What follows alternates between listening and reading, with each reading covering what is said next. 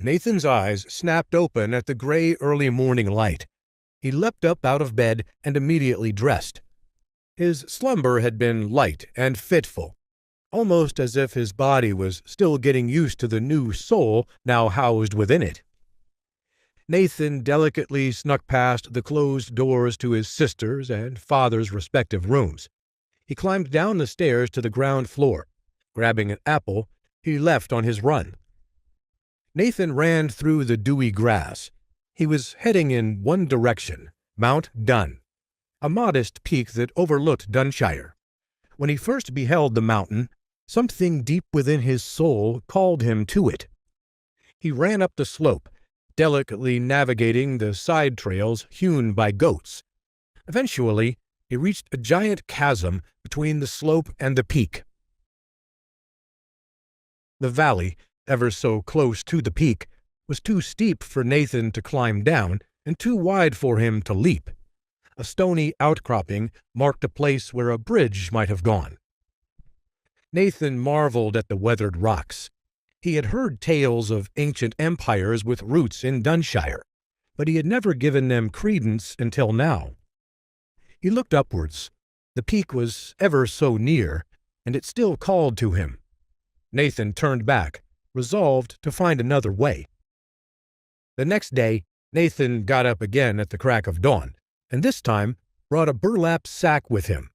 As he approached Mount Dun, he collected every single stone he saw on the way. By the time the ground started to slope, Nathan was carrying what he presumed to be dozens of pounds of rocks. He hoisted the sack over his shoulder and lifted the immense weight with him up the slope. Back when he had defeated Jason Clay, he sensed his power grow. If he was to prepare for what the Clays and Ravens had in store, Nathan knew he needed to push his new body to the limit. When Nathan arrived at the broken bridge, he dumped out his load of rocks. Working hastily, he assembled them ever so carefully into an extension of the former crossing. The first day, he extended it 3 feet, the second 10 feet, the third 20 feet. By the fourth day, he had built a makeshift bridge. Treading delicately so as not to buckle his new creation, Nathan crossed the bridge and finally completed his climb. Atop Mount Dun's summit, Nathan perused his father's lands. His spirit felt somehow lighter, freer than it had down below. So Nathan crossed his legs, sitting down, and meditated. This time, he didn't attempt to send his consciousness out into the beyond. This time, he focused on the world around him, extending his spiritual energy to the animals and plants around him. His range was still very meager, but he was able to connect with the life energies of the grass, several newts, and even a couple of mountain goats before he had to rest. This became part of his routine. The mornings he spent enriching his spirit, and the afternoons he spent strengthening his body. Sir Ulrich was eager to train with his son, now that Nathan was home full-time. But more often than not, he had to attend to business, so old Billy or a guardsman would spar with Nathan. No matter who they were, Nathan was always superior in combat. But he still let whomever he sparred with win one bout or another. He was cautious about his newfound power, and worried if he let his family discover its true extent, they would be overwhelmed, frightened, or, worst of all, corrupted. In the evenings, Nathan studied with Amelia. They read histories of Calandria, the various heroes and villains who shaped their past. They also studied languages, politics, and the customs of other lands. But not every hour was spent in rigor. They also took breaks to play parlor games with Sir Ulrich and Old Billy. They would be so invested in these games of wordplay or chance that by the end of the night, Amelia, Nathan, Sir Ulrich, and Old Billy found themselves crying with laughter, wheezing with the sheer joy of their company. They felt the laughter and joy far stronger, since they all felt the same unsettling feeling. They had heard no word from the Clays or the Ravens in 2 whole weeks. Tension was mounting, and not one of them knew how or when it would burst. "My son, what on earth are you doing in here?" One morning, Sir Ulrich opened Nathan's door to find a noxious cloud of green smoke billowing out of his room. "I cry your mercy, father.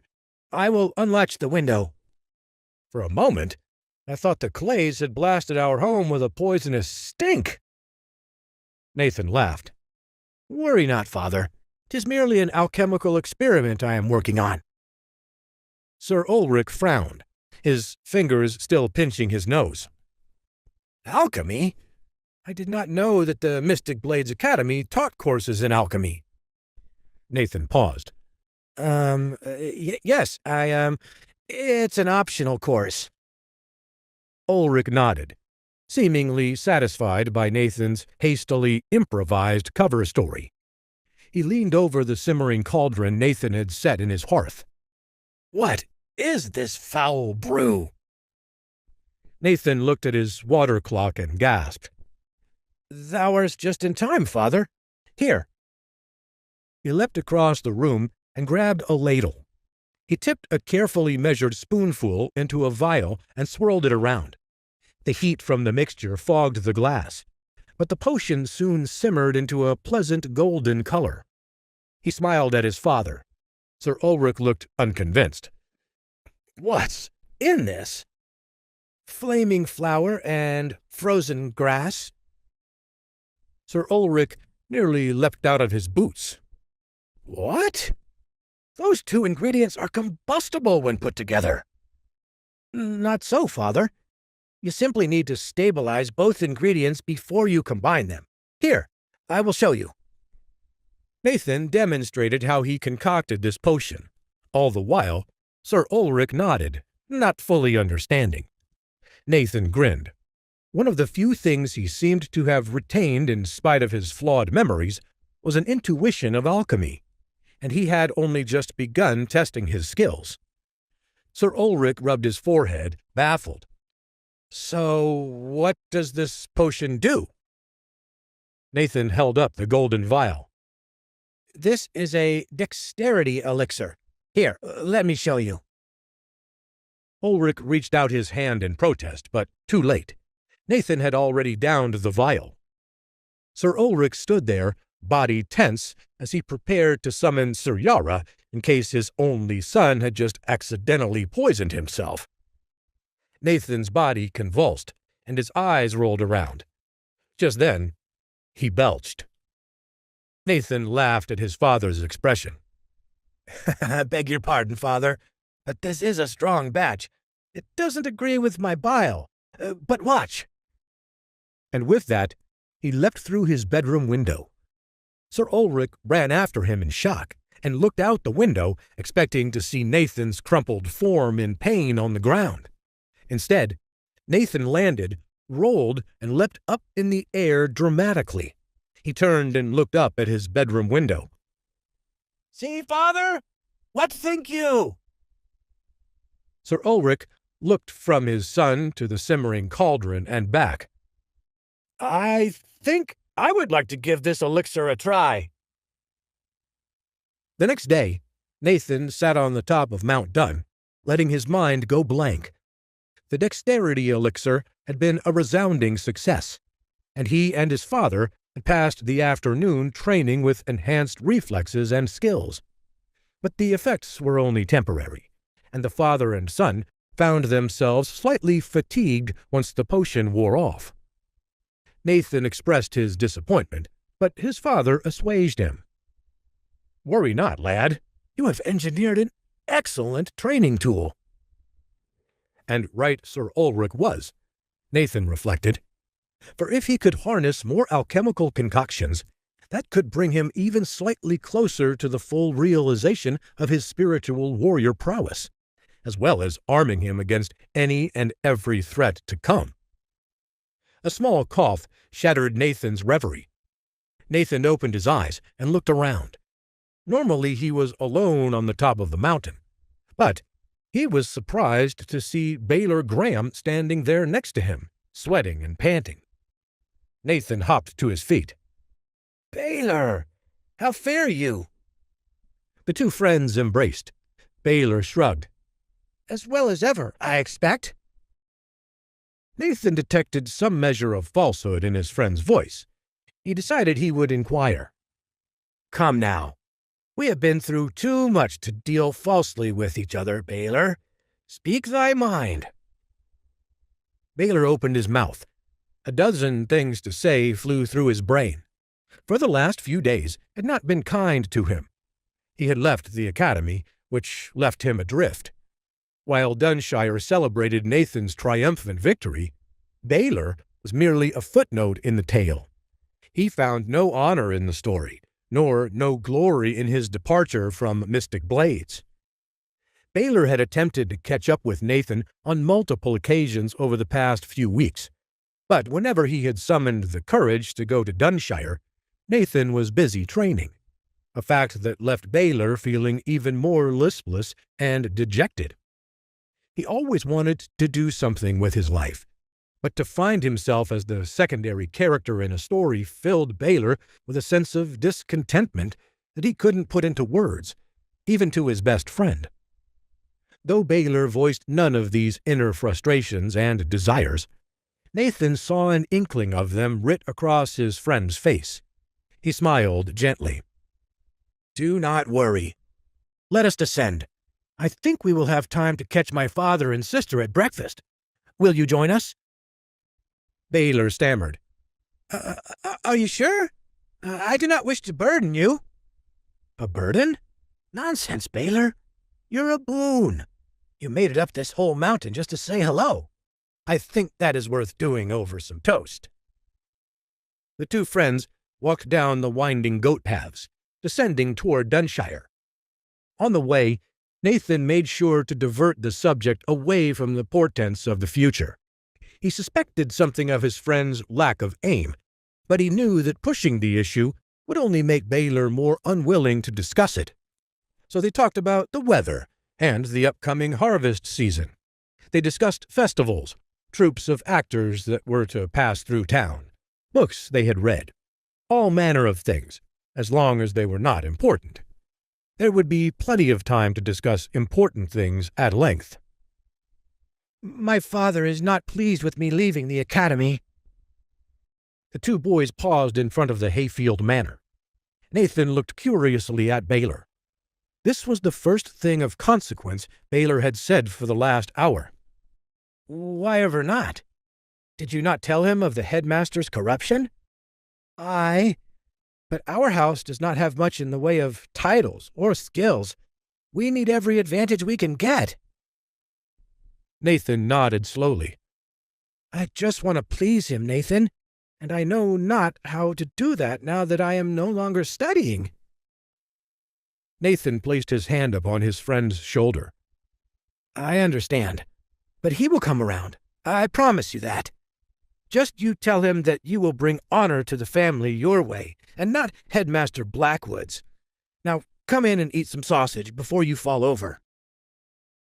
And through the entryway they went, two friends who had sacrificed much for each other, and would go on to sacrifice far more. Baelor sniffed the air of the manor as he followed Nathan towards the dining room table. "Ah, heavens guard us! What is that putrid odor?" Nathan smiled. "Oh, a rat infestation. Never mind it. It's being taken care of." At the table, Amelia smiled when Baelor and Nathan joined her for breakfast. "Don't worry. You get used to it. Nice to see you again, Baelor. Come on in and sit down.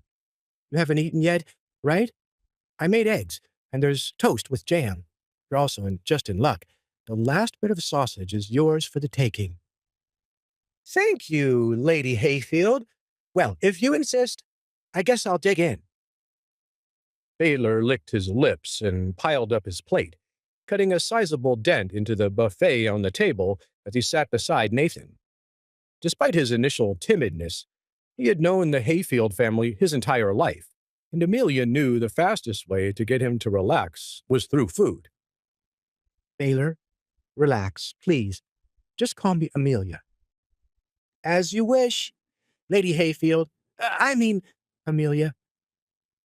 Amelia laughed and enjoyed her younger brother's friend's silly mannerisms as he quickly made himself a sausage sandwich full of eggs, jam, and a few other things that Nathan thought should never go together. The Hayfields would forever support Baelor because they all knew that he had stood up for Nathan at the academy. Baelor had even left the academy with Nathan, which wasn't something just anyone would do, and so even Ulrich respected him for that. Nathan found Baylor's eating habits both disgusting and inspiring at the same time. He tried his best not to show his fascination as he prodded his friend to explain his visit. Good sandwich there, Baylor? Baelor nodded as he munched on a face full of food. Mm-hmm. So, what's really going on with you? Why the sullen mood outside? Finally, Baelor swallowed and sighed. Let me tell you, the moment my old man heard that I left the academy, he started giving me grief. I know he saved up a lot to send me there, but still, I had to do the right thing. He gets why I left, but unlike you, that whole affair didn't make me famous. Anytime I am mentioned in the story, I'm just an afterthought, the butt of a joke. Now the Graham name is a laughingstock, and Father's trade partners made fun of him. So yesterday, he got so mad he forced me to sit by the family crypt all night long and apologize to my ancestors. Baelor drowned out his woes by stuffing his face with his sandwich as Nathan pondered his friend's words.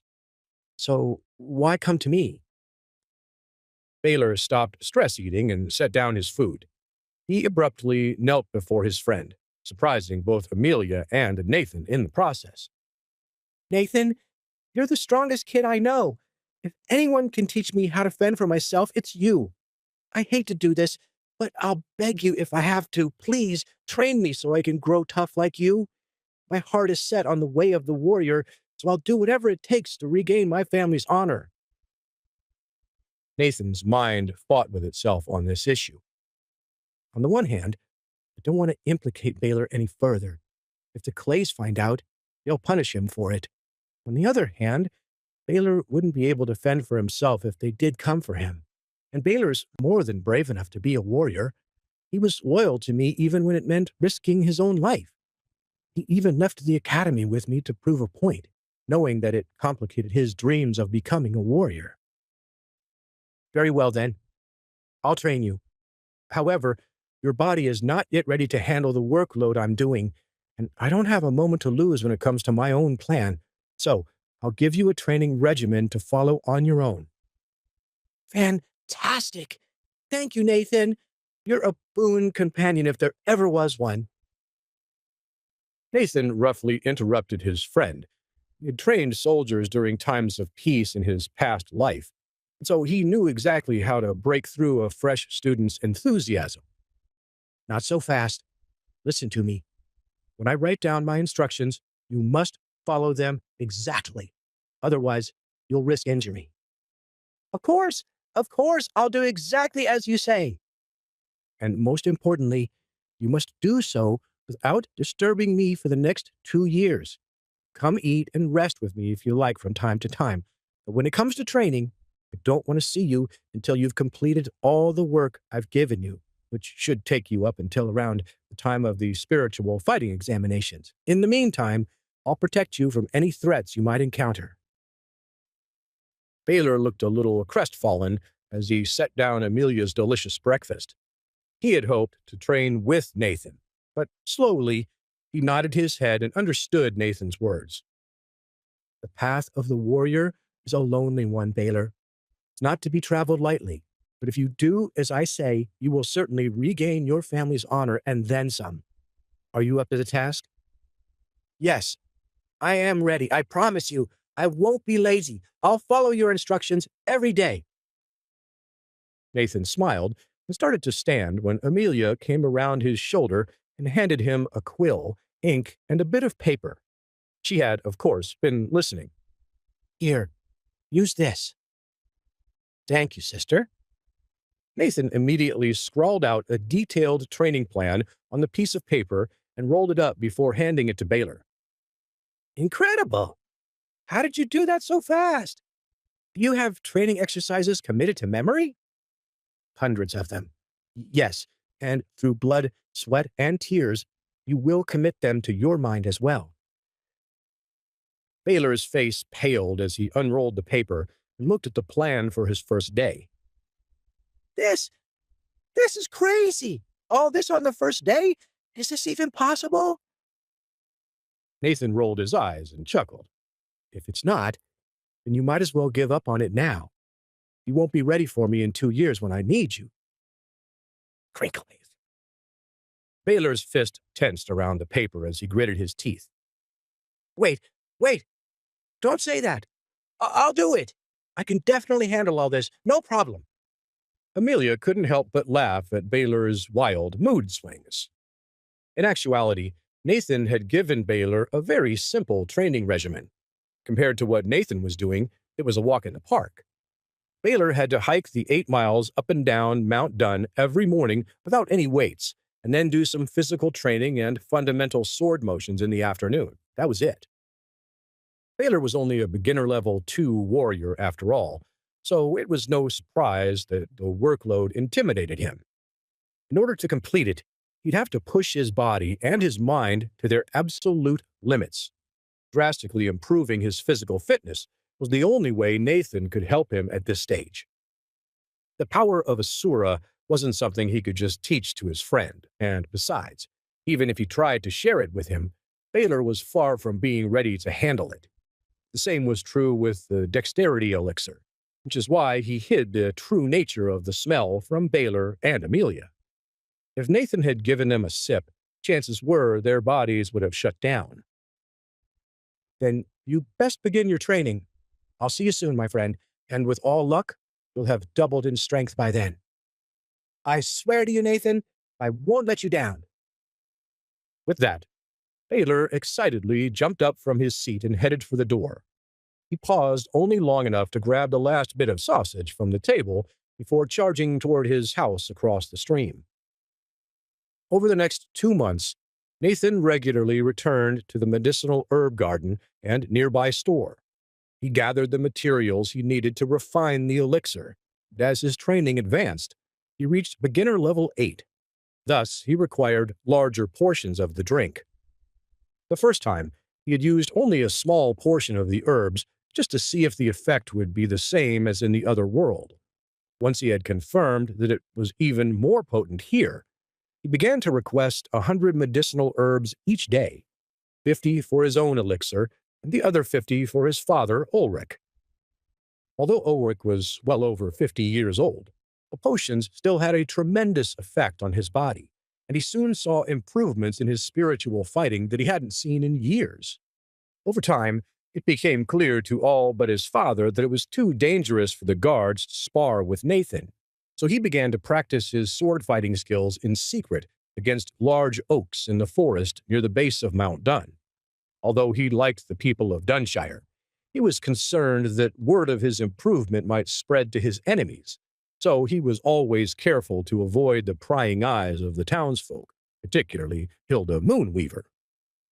Each morning, he made it a priority to encourage old Billy to practice his flute, so that he could be certain she'd stay far from the manor as he left to train. He soon added 1,000 crunches and 500 push-ups to his daily routine. It wasn't long before he reached beginner level 9.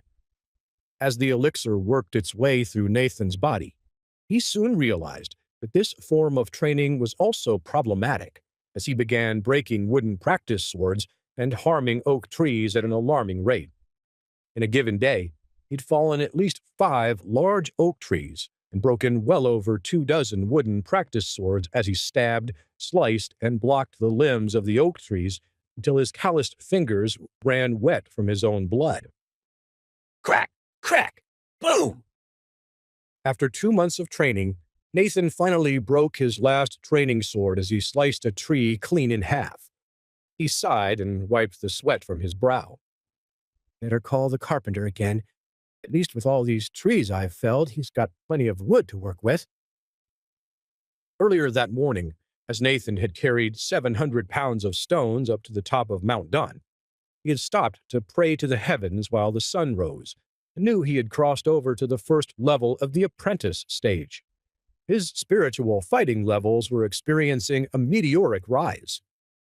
Nathan thanked the heavens that his soul had remembered how to concoct such a powerful, supportive potion, as he knew that had more than a little to do with his progress. He picked up the broken training sword and headed back toward the manor. Finally, the first level of the apprentice stage. House Clay and House Raven won't know what hit them. As Nathan arrived back at the manor, he hid behind a corner and listened in as he found his father in the midst of a conversation with fidgety old Torrin Lillyford, who seemed particularly disturbed today. Torrin had grown weary of Nathan's constant need for hundreds of medicinal herbs from the garden for the past 2 months, and was concerned that it was eating away at a significant chunk of the Hayfield family's medicinal store profits. Torrin, who had worked for Ulrich for years, tried to suppress his fury. I understand young Master Nathan needs these herbs for some little project of his, but does he really need so many of them? Our stockpiles are being depleted, and profits this month are down, worse than last month. I just don't see how we can go on like this. Ulrich chuckled and calmed the man. Torrin, please sit down. Have a flagon of wine. Don't you trust my judgment on this? Torrin reluctantly sat as his lord bid him, but he did not sip the wine he was offered. It's not a matter of trust in your lordship. It's a matter of numbers. When I think of your late father, I can't imagine he would approve of. But that's just it, Torrin. I am not my father, and the losses to my personal account on the ledger, Nathan's project, as you say, is perhaps the most valuable potion I've ever used. At Ulrich's words, Torrin sighed and reluctantly nodded his head. As you say, your lordship, it will be as you command. Torrin knew that even if he disagreed, there was no point in going against Ulrich. After all, the Hayfields had been a steadfast family all his life. Ulrich smiled and encouraged Torrin to drink the wine. As the fidgety man drank, Ulrich thought how silly Torrin would feel if he understood how truly powerful Nathan's dexterity elixir was. Over the past 2 months, Ulrich had broken through in his spiritual fighting skills to become a level 7 apprentice. If he could continue to make progress, he was certain he could eventually reach the first level of the master stage, and thus rival Lord Byram Clay's spiritual fighting strength. Ah, Nathan, glad to see you back. Torrin turned to smile at Nathan as he made his presence known. Good young master, it's a pleasure to see you. The pleasure is mine, Torrin. And one quick thing. I believe I shall require 150 herbs each day from here on out, if that isn't too much trouble. No, not at all, Master Hayfield. I shall go prepare them at once. I bid you both a pleasant evening. Nathan and Ulrich couldn't help but share amused looks as the old man struggled to stay composed as he left. Ulrich smiled as his son sat down beside him.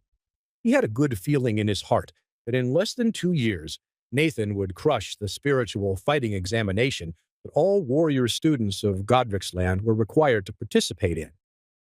Nathan's progress is anything like mine, he'll put on a great show.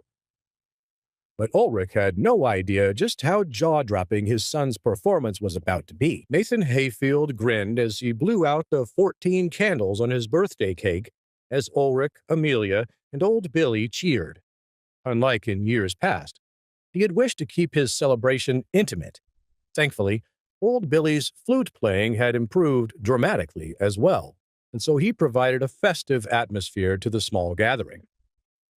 Ulrich's men had reported House Clay and House Raven spies posing as merchants just on the edge of town that same afternoon. So early that morning in the Hayfield manor, Nathan had promised his father that a larger party could be had once the threat of their enemies was no longer so immediate. Old Billy's flute skills weren't the only recent improvements. 2 years had passed in a flash as Nathan had continued to train relentlessly around the hamlet of Dunshire. During that time, his transformation could only be described as undeniably impressive, yet completely unknown to the outside world. The first major difference was his height. Natural puberty growth, plus the dexterity elixir and hours of hard training each day had paid off, and he was now the height of many fully grown men.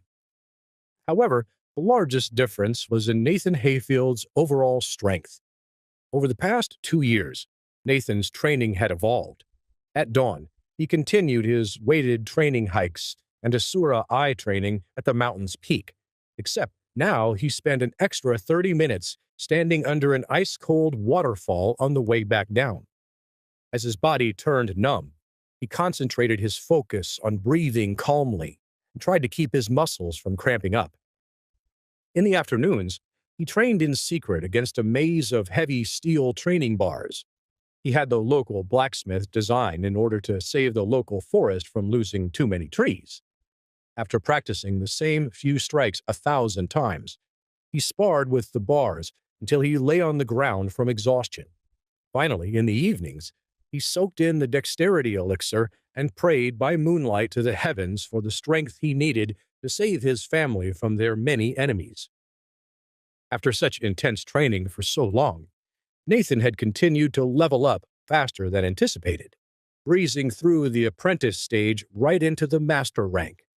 Once he reached that point, the leveling up had slowed, and although he knew he was beyond Master Level 1, he was not certain just what rank he was.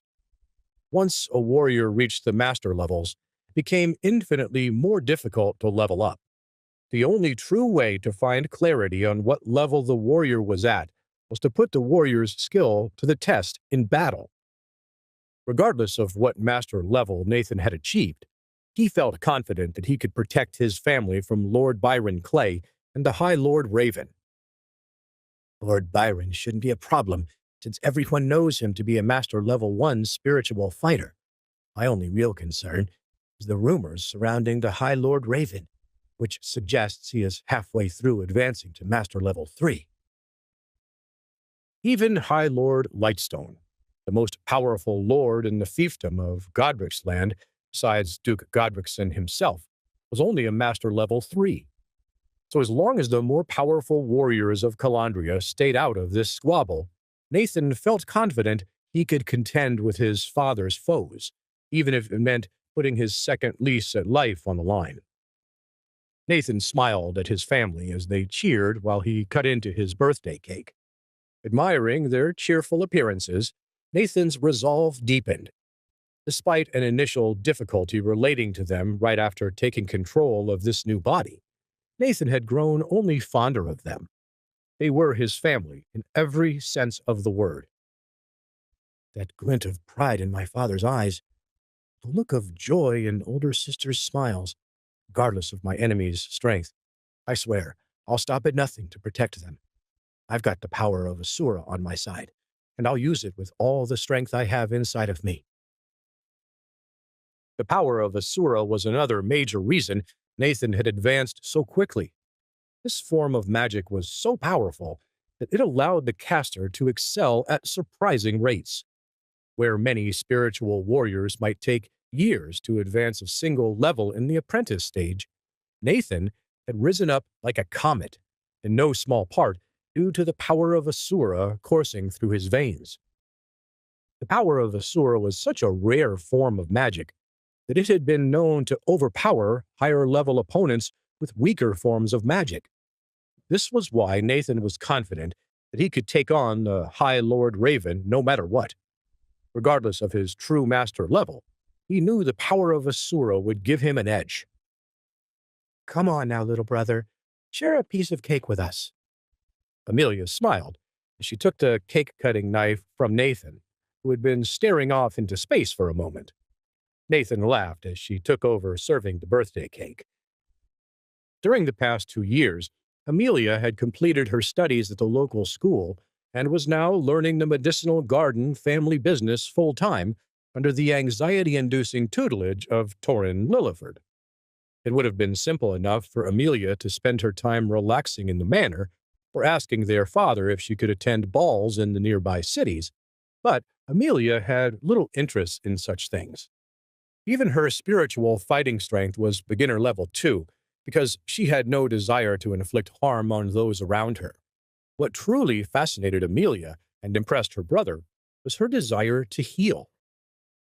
One night last summer, Nathan had overheard Amelia speaking with their father about her desire to become a healer like Sir Yara Shira. When Nathan had been dying with his skull cracked open, Amelia had felt helpless, and that moment had clearly left a mark on her. Nathan recalled her words then as she began to munch on a birthday cake. Not the least, Father. I was too young to save Mother and too weak to save Nathan. I don't want to fail anyone else ever again. Nathan knew that Ulrich had simply shrugged off her remarks and told her to focus on her studies with Torrin. But Nathan chuckled as he recalled the many nights he'd seen her slip out of the manor to go meet with Sir Yara Shira. I imagine she wore him down and forced him to take her on as a pupil. There's just no other way to deal with her when she's set her mind to something like that. Nathan couldn't help but laugh aloud as Ulrich shoved cake into his mouth, coating his beard in white icing. What is it, lad? What's got you chuckling?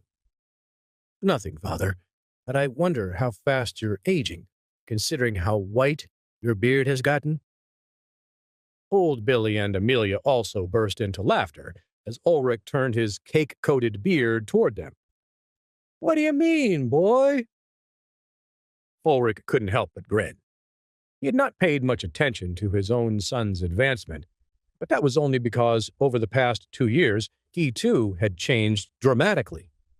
The dexterity elixir and his son's own training fervor had rubbed off on him, and he had just recently become a Master Level 1 spiritual warrior. Please subscribe to the Pocket FM YouTube channel and press the bell icon for instant notification. Check out our channel for more such exciting shows.